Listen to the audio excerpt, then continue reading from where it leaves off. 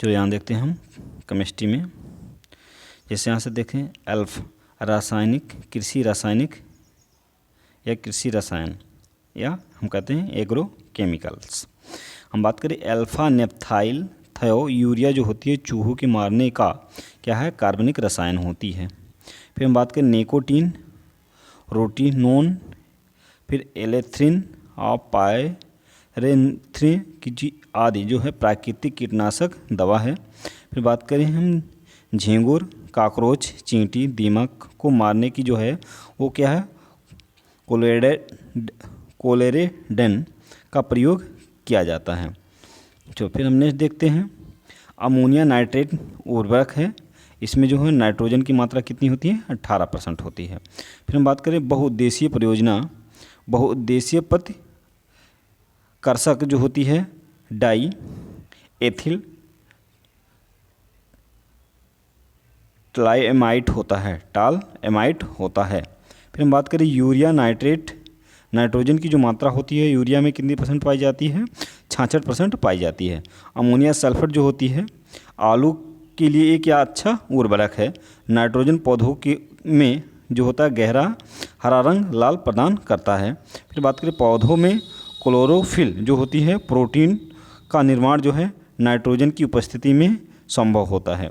तो फिर हम नेक्स्ट देखते हैं पानी में उगने वाली जो फसलें होती हैं वो नाइट्रेट युक्त उर्वरक का क्या प्रयोग नहीं करनी चाहिए क्योंकि इसकी लीचिंग अधिक होती है।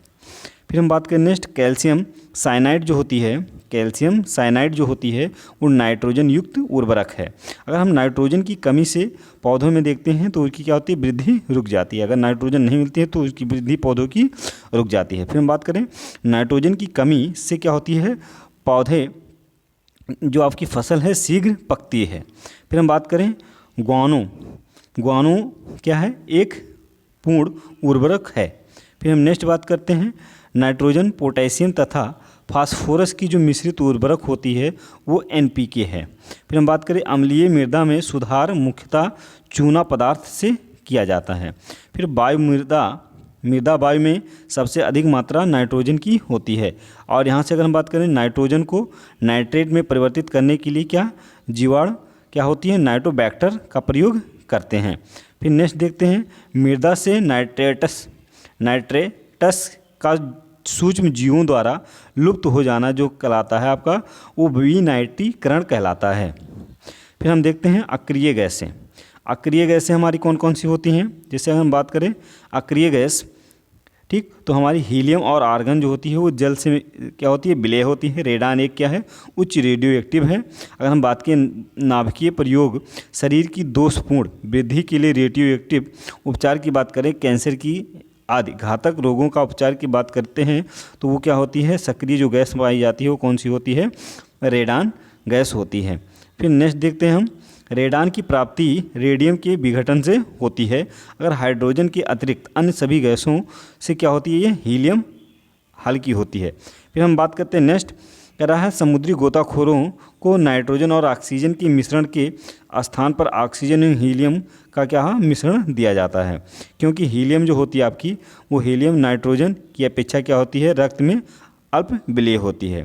फिर हम नेक्स्ट बात करते हैं, देखो नेक्स्ट हमारा जो है दमा रोग के लिए, अगर हम बात करें तो दमा रोग के लिए हमारा किसका प्रयोग किया जाता है, वो हीलियम गैस का प्रयोग किया जाता है।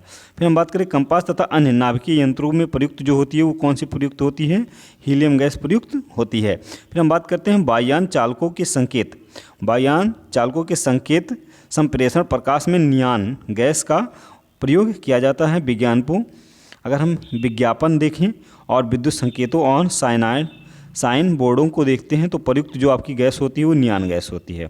सबसे अधिक संख्या में अगर हम बात करें तो सबसे अधिक संख्या में जो होती है यौगिक वो जेनान क्या होती है, अन्य उत्कृष्ट गैसों की अपेक्षा बनती है।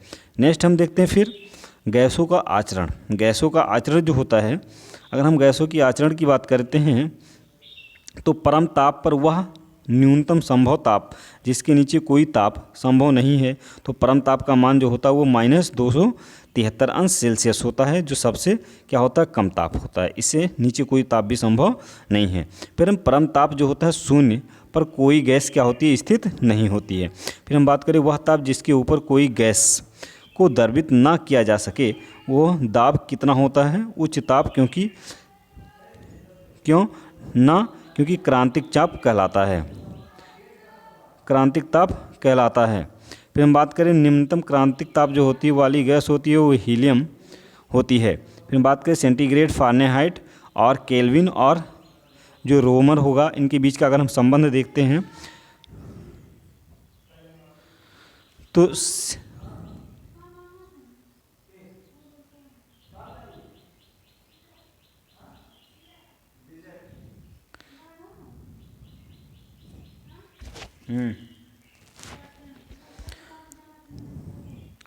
C-0/100 बराबर F-32/180 बराबर K-273/100 बराबर R-0/80। ये हमारा क्या होता है, सेंटीग्रेड होता है, ये फ़ारेनहाइट होता है, ये केल्विन होता है, ये रोमर होता है। ये आपसी में चारों का संबंध होता है, किसी में दिया गया है तो उनको हम आपस में तुलना करके इस प्रकार से निकाल सकते हैं। ठीक, चलो फिर हम नेक्स्ट चलते हैं। नेक्स्ट बात करते हैं हम हाइड्रोजन की। देखो हाइड्रोजन का अर्थ होता है लवण, उत्पादक होता है। फिर देखो हाइड्रोजन जो है परिवार के सदस्य फ्लोरीन, क्लोरीन, ब्रोमीन तथा आयोडीन है। फिर आयोडीन वह हाइड्रोजन है जो प्रकृति से सबसे कम मात्रा में उपलब्ध है। अगर हम बात करें समुद्र जल में जो घुलनशील ठोसों में लगभग 75% सोडियम क्लोराइड स्थित होता है। चलो फिर हम नेक्स्ट देखते हैं समुद्री शैवाल आयोडीन।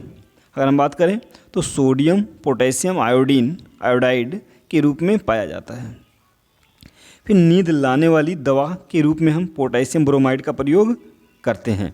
फिर उच्चतम इलेक्ट्रॉन बंधुता वाला जो होता है वो कौन सा होता है, क्लोरीन होता है। फिर अगर हम बात करें सर्वाधिक जो वैद्युत ऋणात्मक तत्व है वो कौन सा है, वो फ्लोरीन है। चलो फिर हम नेक्स्ट बात करते हैं। देखो कुछ रासायनिक पदार्थों के रासायनिक व्यवहारिक नामांक सूत्र, व्यवहारिक रासायनिक अंक सूत्र। फिर अगर यहाँ से हम बात करते हैं, देखो प्लास्टर ऑफ पेरिस जिप्सम आंशिक निर्जलीकरण से क्या होता है, बनाया जाता है। हाइड्रोजन सबसे अधिक अभिक्रियाशील क्या होती है, फ्लोरीन होती है। फिर हम बात करें फोटोग्राफी फिल्म बनाने के लिए सिल्वर ब्रोमाइड का प्रयोग किया जाता है। सीसा पेंसिलों में सीसा का प्रतिशत जो होता है वो 0 होता है। नेक्स्ट देखते हैं सामान्य पेंसिल जो होती है वो क्या होती है, ग्रेफाइट की होती है। और किडनी स्टोन पथरी जो होती है कैल्शियम ऑक्जेलेट पाया जाता है। आशा करते होंगे वीडियो पसंद आएगी। वीडियो पसंद आएगी तो लाइक शेयर एंड सब्सक्राइब जरूर कीजिएगा, औरों को भी सब्सक्राइब कराइए। और इसकी PDF के लिए हमारे टेलीग्राम चैनल RKBK क्लासेस से जुड़ना ना भूलें। धन्यवाद।